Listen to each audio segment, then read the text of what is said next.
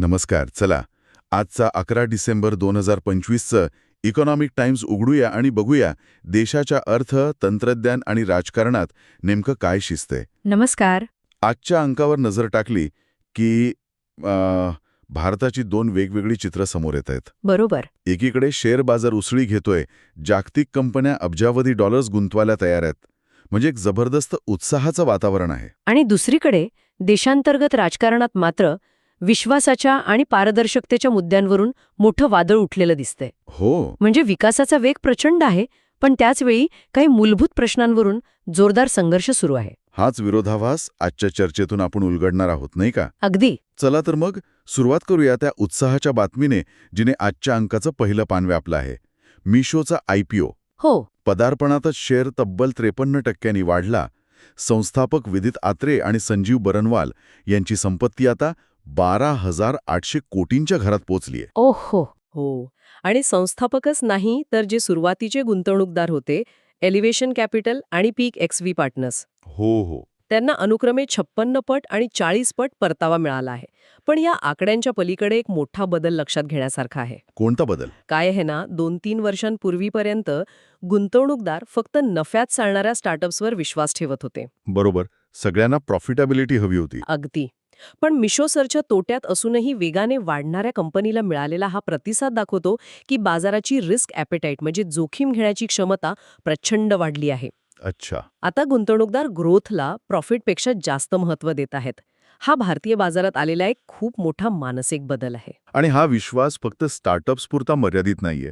बरोबर. म्हणजे अदानी एंटरप्राइजेसच्या 25,000 कोटी रुपयांच्या राईट्स इश्यूला 108% प्रतिसाद मिळालाय. हो. एक मिनिट. हा राईट्स इश्यू सामान्य IPO पेक्षा वेगळा कसा असतो, हे आपल्या श्रोत्यांसाठी थोडं सोपं करून सांगाल का? नक्कीच. म्हणजे सोप्या भाषेत राईट्स इश्यू म्हणजे कंपनी आपल्या सध्याच्या शेअरधारकांनाच नवीन शेअर विकत घेण्याचा पहिला हक्क देते. आणि तोही सवलतीच्या दरात. बरोबर.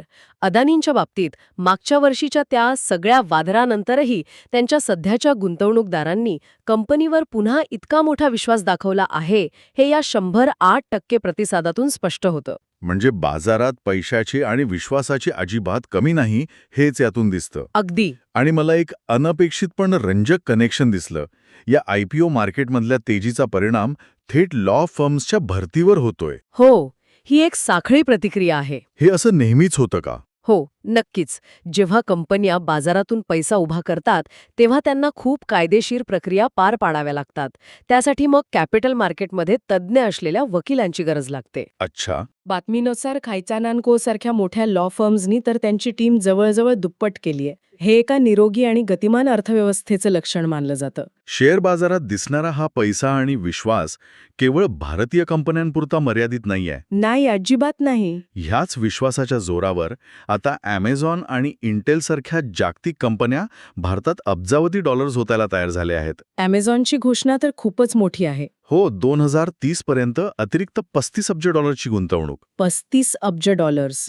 आणि ही गुंतवणूक कुठे होणार आहे हे पाहणं महत्वाचं आहे. Amazonचे जे भारतातील प्रमुख आहेत अग्रवाल, त्यांनी स्पष्ट केलंय की हा पैसा फक्त ई-कॉमर्समध्ये नाही जाणार. मग कुठे?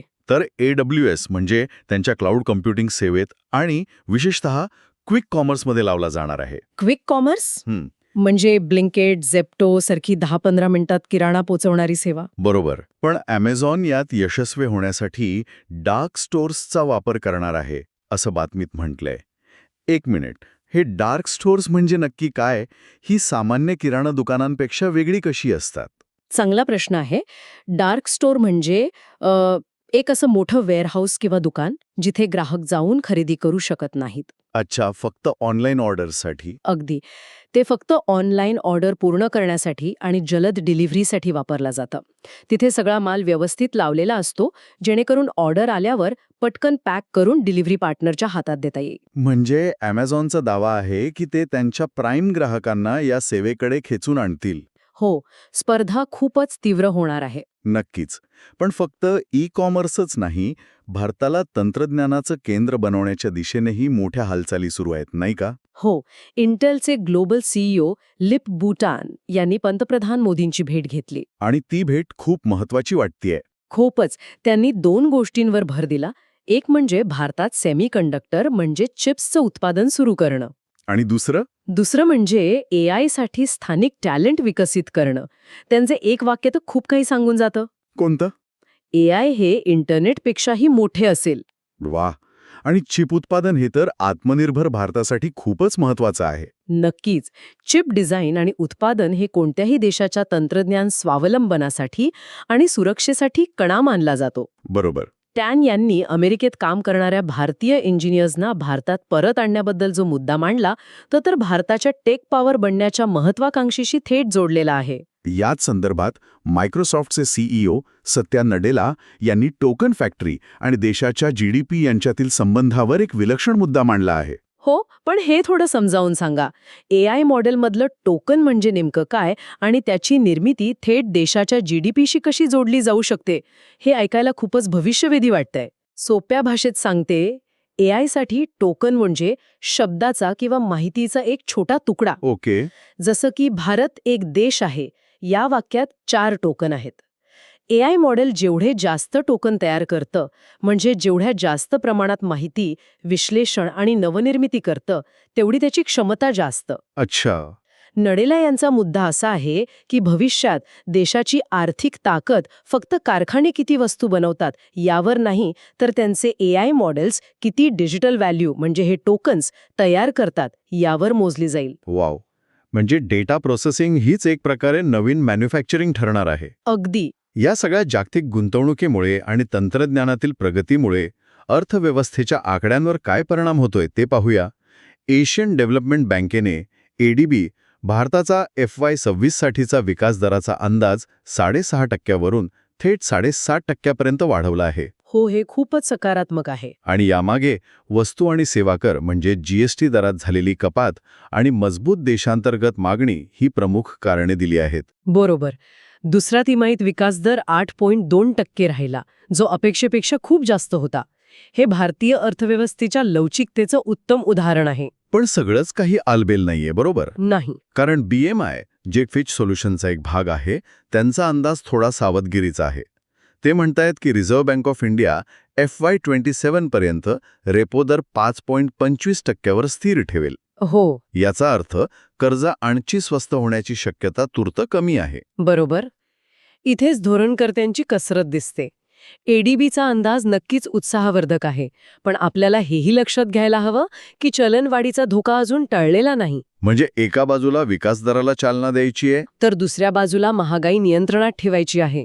त्यामुळे व्याजदर स्थिर ठेवून विकासदर आणि चलनवाढ यांच्यात संतुलन साधण्याचा हा प्रयत्न आहे. आणि ह्याच आर्थिक पानावर एक लहान पण सामान्य माणसासाठी अतिशय महत्वाची बातमी आहे. कोणती? RBI बँकांशी सेवा शुल्कासाठी एक समान माहिती देण्याच्या पद्धतीवर आणि अनावश्यक शुल्क काढून टाकण्यावर चर्चा करत आहे. अरे वा, याचा खूप मोठा फायदा होईल. नेमकं काय फायदा होईल? अनेकदा आपण कर्ज घ्यायला जातो किंवा बँकेची कोणतीही सेवा वापरतो, तेव्हा त्यात अनेक छुपे शुल्क असतात. प्रोसेसिंग फी, डॉक्युमेंटेशन चार्जेस वगैरे वगैरे. हो, ते कळतच नाहीत. बरोबर. त्यात पारदर्शकता आणण्याचा आणि अनावश्यक शुल्क कमी करण्याचा हा प्रयत्न आहे. यामुळे सामान्य ग्राहकाचा नक्कीच फायदा होईल आणि बँकिंग व्यवस्थेवरील विश्वास वाढेल. तर हे झालं अर्थव्यवस्थेचं ते चित्र जिथे उत्साह आहे, वाढ आहे आणि सुधारणेचे प्रयत्न सुरू आहेत. हो. पण आता येऊया त्या दुसऱ्या चित्राकडे जिथे देशांतर्गत राजकारणात मात्र धुराळा उडालेला दिसतोय. संसदेत EVM आणि वोट चोरीच्या आरोपांवरून सरकार आणि विरोधकांमध्ये जोरदार खडाजंगी झाल्याची बातमी आहे. हो, आणि वृत्तपत्रांनी दोन्ही बाजूंच्या भूमिका सविस्तरपणे मांडल्या आहेत. गृहमंत्री अमित शहा यांनी विरोधकांवर सोयीस्कर दुटप्पीपणाचा आरोप केला. त्यांचं म्हणणं आहे की जेव्हा तुम्ही जिंकता तेव्हा शपथ घेता आणि हारल्यावर EVMवर दोष देता. त्यांनी इंदिरा गांधींच्या काळातील अलाहाबाद उच्च न्यायालयाच्या निकालाचा संदर्भ देत जुन्या घटनांची आठवण करून दिली. पण विरोधकांचे आरोपही गंभीर आहेत. हा वाद केवळ राजकीय चिखलफेक आहे की याच्या मुळाशी काही गंभीर मुद्दे आहेत? यावर निष्पक्षपातीपणे भाष्य करणं महत्वाचं आहे, नाही का? हा वाद निवडणूक प्रक्रियेच्या विश्वासार्हतेच्या आणि पारदर्शकतेच्या मूळ मुद्द्याला हात घालतो. बरोबर. याच चर्चेत तृणमूलच्या खासदार शताब्दी रॉय यांनी SIR म्हणजेच स्पेशल इंटेन्सिव्ह रिव्हिजन च्या नावाखाली लोकांना त्रास दिला जात असल्याचा आरोप केला आहे. हे SIR म्हणजे नेमकं काय आहे? SIR म्हणजे मतदार याद्या अद्ययावत करण्याची एक विशेष मोहीम. पण VCKचे खासदार थोल थिरुमालवलन यांचा आरोप यापेक्षाही गंभीर आहे. तो काय? ते म्हणतात की या SIRच्या माध्यमातून लोकांचे नागरिकत्व तपासले जात आहे आणि तामिळनाडूमध्ये 1 कोटी लोकांची नावे मतदार यादीतून वगळली जाण्याची शक्यता आहे. 1 कोटी. हो. त्यामुळे हे मुद्दे केवळ राजकीय नसून ते थेट नागरिकांच्या मतदानाच्या अधिकाराशी संबंधित आहेत. त्यामुळे यावर गंभीर चर्चा होणं गरजेचं आहे. याचबरोबर काही छोट्या पण महत्त्वाच्या राजकीय बातम्याही आहेत. एक म्हणजे काँग्रेस नेते शशी थरूर यांनी वीर सावरकर पुरस्कार स्वीकारण्यास नकार दिला आहे. हो. आणि दुसरीकडे बारामुल्लाचे तुरुंगात असलेले खासदार इंजिनियर रशीद यांनी मानवाधिकार दिनी तिहार तुरुंगात उपोषण केले. या घटना देशातील वैचारिक आणि प्रादेशिक राजकारणाचे विविध पैलू दर्शवतात, नाही का? हो, नक्कीच. एका खासदाराने तुरुंगातून संसदेत हजेरी लावून उपोषण करणे हे लोकशाहीतील विरोधाचे आणि आपले म्हणणे मांडण्याचे एक वेगळंच स्वरूप आहे. हे आपल्या लोकशाहीची गुंतागुंत आणि ताकद दोन्ही एकाच वेळी दाखवते. चला, आता काही इतर रंजक पण तितक्याच महत्त्वाच्या बातम्या पाहूया. एका बातमीनुसार लवकरच तयार कपडे आणि घरगुती कापडांवर ते कोणत्या धाग्यापासून बनले आहेत, कोणत्या देशात बनले आहेत आणि त्यांची काळजी कशी घ्यावी याची माहिती देणारं लेबल लावणे अनिवार्य होऊ शकते. हा नियम जागतिक मानकांशी जुळवून घेण्याचा एक महत्त्वाचा प्रयत्न आहे. यामुळे ग्राहकांना फायदा होईल. नक्कीच माहितीपूर्ण निर्णय घेता येईल. मेड इन इंडिया उत्पादनांना वेगळी ओळख मिळेल आणि बनावट किंवा कमी दर्जाच्या आयात केलेल्या वस्तूंना आळा बसेल. हे खरंच गरजेचं आहे. नाहीतर कॉटन म्हणून घेतलेला महागडा शर्ट पहिल्याच धुण्यात लहान मुलांच्या साईजचा होतो. अगदी बरोबर.